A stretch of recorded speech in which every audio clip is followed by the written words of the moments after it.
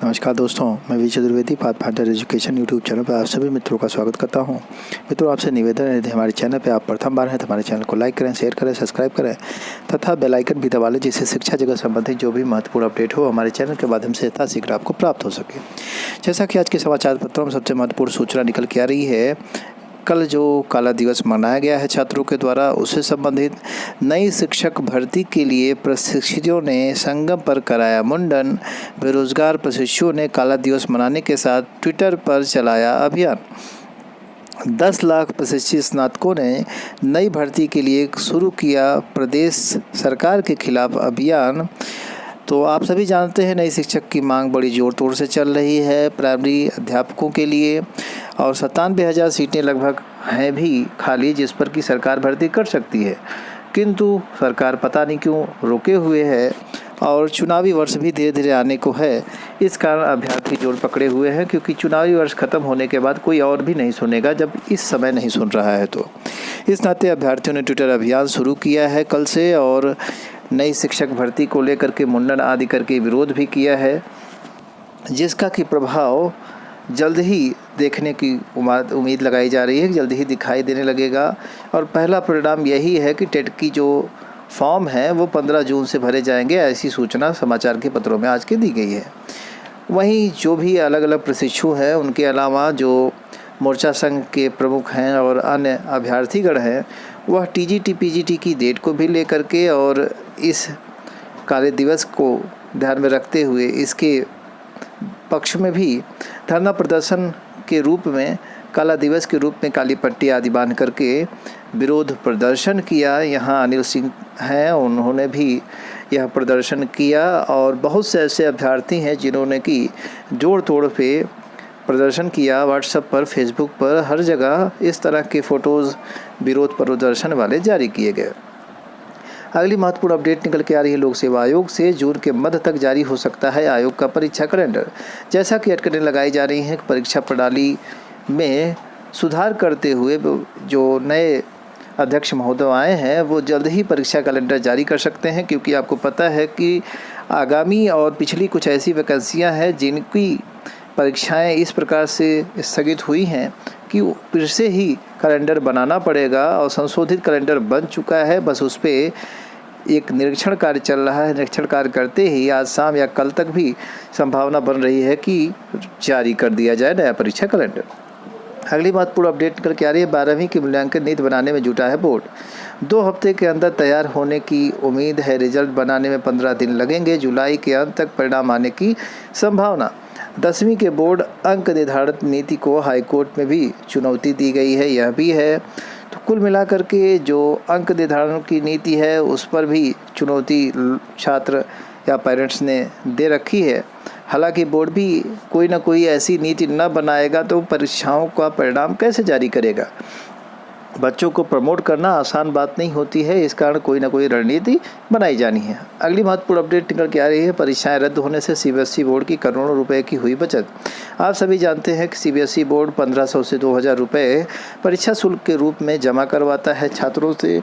अब अगर परीक्षा नहीं हो रही है तो लगभग यह धनराशि 1500 से 2000 बच जाता है जो सीबीएसई बोर्ड है उसका, तो वही दे रखा है। कोरोना महामारी के कारण 10वीं 12वीं की परीक्षाएं रद्द होने से केंद्रीय माध्यमिक शिक्षा बोर्ड के करोड़ों रुपए बच गए हैं।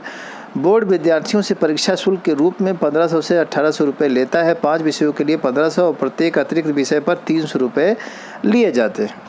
तो इस तरह से काफ़ी पैसा बोर्ड का बच रहा है। अगली महत्वपूर्ण अपडेट टीजीटी पीजीटी की जो नई वैकेंसी 2021 की चल रही है उसमें जल्द डेट घोषित करने, एग्ज़ाम की डेट घोषित करने की बात को लेकर के है। टीजीटी पीजीटी परीक्षा को डेट घोषित करने के लिए आयोग को यह सूचना भी देनी है कि जिस तरीके से लोगों ने आगे पीछे सेटिंग में फॉर्म अप्लाई किया है उस श्रृंखला को आयोग तोड़े और रैंडम लगा करके रोल नंबर का आवंटन करे, अन्यथा जीआईसीएलटी की तरह ही इस बार भी होगा। खेल शुरू है और माध्यमिक शिक्षा चयन बोर्ड में एक क्रमवार सीटों को एडजस्ट करके ही कार्यक्रम चलाया जा रहा है। इस प्रकार अगर क्रमवार जारी हुआ रोल नंबर तो जो अभ्यर्थी हैं वो जो सेटिंग लगा रखे हैं उनका लाभ हो जाएगा और साल भर उनको सॉल्व करके अंतिम चयन तक पहुंचा देगा। वैसे भी टीजीटी में इस बार जो है सिर्फ परीक्षा है, इंटरव्यू है भी नहीं। अगली महत्वपूर्ण अपडेट निकल के आ रही है 15 से आवेदन लेने की तैयारी। उत्तर प्रदेश शिक्षक पात्रता परीक्षा यानी यूपीटीईटी के लिए ऑनलाइन आवेदन 15 जून से लिए जाने की संभावना बन रही है। परीक्षा नियामक प्राधिकरण सचिव ने शासन को भेजा है प्रस्ताव। कोरोना संक्रमण की वजह से 11 मई को रोका गया था विज्ञापन। इसी विज्ञापन को अब 15 जून से लिए जाने की बात कही जा रही है। हालांकि अभी एग्ज़ाम को लेकर के कोई चर्चा नहीं हुई है। दिया है परीक्षा नियामक प्राधिकरण सचिव उत्तर प्रदेश प्रयागराज ने शासन को इस संबंध में प्रस्ताव भेज दिया है। अब शासन की मोहर लगते ही नई समय सारणी के अनुसार आवेदन लिए जाएंगे। 15 जून तक भेज सकेंगे दस्तावेज प्रयागराज। ये कर्मचारी चयन आयोग से अगली सूचना निकल के आ रही है। कर्मचारी चयन आयोग एससी ने सिलेक्शन पोस्ट 2020 के चयनित अभ्यर्थियों को दस्तावेज भेजने की तारीख चौथी बार बढ़ाई है। अब चयनितों को 15 जून तक अपने क्षेत्रीय कार्यालयों में स्पीड पोस्ट के जरिए समस्त दस्तावेज भेजने होंगे। अभी तक 31 मई तक इसे भेजे जाने की तारीख तय की गई थी। आयोग ने पहले 30 अप्रैल तक दस्तावेज भेजने का समय तय किया था। इस तरह से आपकी डेट जो है एसएससी ने बढ़ा दी है डॉक्यूमेंट भेजने की। तो जिन अभ्यर्थियों के डॉक्यूमेंट अभी नहीं पहुंचे हैं उनको भेजना है, वो यथाशीघ्र भेज दें समय रहते, ताकि वह पहुंच जाए। और चौथी बार डेट बढ़ी है, इस नाते अपडेट बढ़ने की भी कोई उम्मीद नहीं है। अगली महत्वपूर्ण अपडेट निकल के आ रही है डीएलएड अभ्यर्थियों के प्रोन्नत करने के सिलसिले में। लिखा है औसत अंक के अनुत्तीर्ण होने वाले को देनी पड़ सकती है परीक्षा। यानी औसत अंक से कम अगर कोई पाता है और अनुत्तीर्ण हो जाता है तो उस स्थिति में उसे पुनः परीक्षा देनी पड़ेगी। जैसा कि दे भी रखा है, परीक्षा संस्था ने निदेशकों को प्रस्ताव भेजा है कि जो प्रशिक्षु दूसरे सेमेस्टर से अनुत्तीर्ण हैं और औसत अंक मिलने पर भी उत्तीर्ण नहीं हो पा रहे हैं, उन्हें पहले सेमेस्टर की परीक्षा और दूसरे सेमेस्टर में फेल होने वाले विषयों का इम्तिहान देकर पास करना होगा, तब वे तीसरे सेमेस्टर में जा सकेंगे। कुछ ऐसे ही प्रशिक्षु हैं जो दूसरे सेमेस्टर में फेल हैं लेकिन औसत अंक पाकर के पहले सेमेस्टर में उत्तीर्ण हो रहे हैं। उन्हें केवल दूसरे सेमेस्टर में फेल विषय की ही परीक्षा पास करनी होगी। अब निर्देश मिलने के बाद ही इसका आगे कार्यक्रम बढ़ाया जाएगा। अगली महत्वपूर्ण अपडेट निकल के आ रही है प्राथमिक स्कूलों में शिक्षक बनने का प्रशिक्षण। DElEd diploma in elementary education 2019 का पेज सुलझने वाला है। जो प्रशिक्षु दूसरे सेमेस्टर की परीक्षा में अनुत्तीर्ण हैं उन्हें पहले सेमेस्टर की पूरी परीक्षा देनी होगी। तो वही सूचना जो अभी आपको हमने बताई डीएलएड्स के प्रमोट करने की बात, उसी के बारे में दे रखा है। शासनादेश में कहा गया है कि दूसरे सेमेस्टर में उन्हीं जो अंक प्राप्त होंगे उसे औसत अंक उन्हें पहले सेमेस्टर के विषयवार दे दिए जाएंगे। तो यह एक महत्वपूर्ण अपडेट थी। अगली महत्वपूर्ण अपडेट निकल के आ रही है बीएलएड में लागू होगी सेमेस्टर प्रणाली। 4 वर्षीय पाठ्यक्रम 8 सेमेस्टर शैक्षणिक वर्ष 2021-22 से लागू होगी यह व्यवस्था।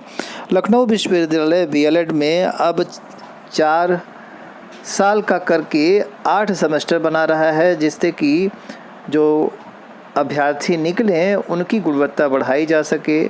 और भी बहुत सी चीज़ें शुरू कर रहा है। इस 2021-22 सत्र से केवल लखनऊ विश्वविद्यालय यह व्यवस्था शुरू कर रहा है। सभी विश्वविद्यालय अभी नहीं शुरू कर रहे हैं, किंतु जल्द ही और जगह भी यह शुरू हो जाएगा। तो अब जो है 4 वर्षीय बीएलएड होगा जिसमें 8 सेमेस्टर होंगे, जो कि शुरू हो रहा है लखनऊ विश्वविद्यालय से। अगली महत्वपूर्ण अपडेट निकल के 69,000 शिक्षक भर्ती से है। 69,000 शिक्षक भर्ती में आरक्षण की विसंगति को लेकर के सौंपा ज्ञापन। 69,000 शिक्षक भर्ती में आरक्षण की विसंगतियों को लेकर के ओबीसी अभ्यर्थियों ने सचिव बेसिक शिक्षा परिषद उत्तर प्रदेश कार्यालय पर बुधवार को प्रदर्शन के बाद ज्ञापन सौंपा। अभ्यर्थियों का कहना है कि 69,000 शिक्षक भर्ती में 14,06,060 अभ्यर्थी सफल हुए थे और सफल अभ्यर्थियों में जो सामान्य वर्ग हैं वो 36,624, ओबीसी में 84,880 और एसटी एससी के अलग अलग सीटें रही हैं, किंतु उसमें आरक्षण का पेच अभी भी फंसा हुआ है और कहीं ना कहीं आरक्षण की अनदेखी की गई है। उसी को लेकर के शिकायत जो है एक तरह से जारी की गई है, दिया गया है ज्ञापन। यूपी बोर्ड पहले से कर रहा है बिना परीक्षा रिजल्ट जारी करने का तैयारी। प्रदेश के स्कूलों में इंटरमीडिएट के छात्रों के 11वीं के छमाही और वार्षिक परीक्षा के अंक मंगा चुका है बोर्ड। जैसा कि आप सभी जानते हैं, अब CBSE ने भी परीक्षा कैंसिल कर दी है। इस नाते अन्य बोर्ड भी अब इस तरह की तैयारी में जुटे हुए हैं। हो सकता है कि यूपी बोर्ड भी जल्द ही घोषणा कर दे और परीक्षा यह भी कैंसिल कर दे। जो यूपी बोर्ड में परीक्षा आती हैं उसमें लगभग 36 लाख के करीब जो है परीक्षार्थी हैं। तो उन सभी परीक्षार्थियों को इस कोरोना संक्रमण में सुरक्षा प्रदान करने के लिए ऐसा संभव है कि CBSE बोर्ड की तर्ज पर जो यूपी बोर्ड है वह अभी परीक्षा कैंसिल कर दे। हालांकि अभी कोई आदेश जारी नहीं हुआ है। इन्हीं सारी महत्वपूर्ण सूचनाओं के साथ सूचना सुनने के लिए आप सभी मित्रों का बहुत बहुत धन्यवाद। हमारे चैनल को लाइक, शेयर और सब्सक्राइब करें। Thank you very much.